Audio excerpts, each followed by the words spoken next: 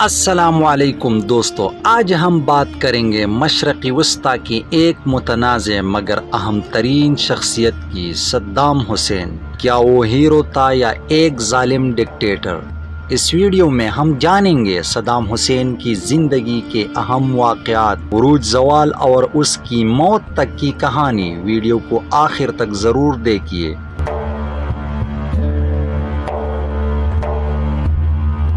Saddam Hussein 28 April 1937 کو عراق کے شہر تکریت میں پیدا ہوا۔ اس کا تعلق ایک غریب خاندان سے تھا۔ والد کا انتقال اس کے پیدائش سے قبل ہو چکا تھا۔ صدام کی پرورش اس کے سخت گیر ماموں خیر اللہ طلپا نے کی، جو عرب قوم پرستی کے زبردست حامی تھے۔ تعلیم حاصل کرنے کے بعد صدام نے بغداد میں سیاسی سرگرمیوں میں حصہ لینا شروع کیا اور جلد ہی بعث پارٹی کا حصہ بن گیا۔ 1968 میں عراق میں بعث پارٹی نے فوجی بغاوت کے ذریعے اقتدار سنبھالا۔ صدام حسین پہلے نائب صدر بنا اور جلد ہی طاقت کا اصل مرکز بن گیا۔ 16 جولائی 1979 کو اس نے احمد حسن البکر سے صدارت لے لی اور عراق کا صدر، وزیر اعظم اور مسلح افواج کا کمانڈر ان چیف بن گیا۔ اقتدار میں آتے ہی صدام نے اپنے مخالفین کو ختم کرنا شروع کیا۔ 1979 میں ایک مشہور میٹنگ میں اس نے کئی اعلیٰ عہدیداروں پر غداری کا الزام لگایا اور انہیں سرعام پھانسی دلوائی۔ 1980 میں صدام نے ایران پر حملہ کیا، جو 8 سال تک جاری رہا۔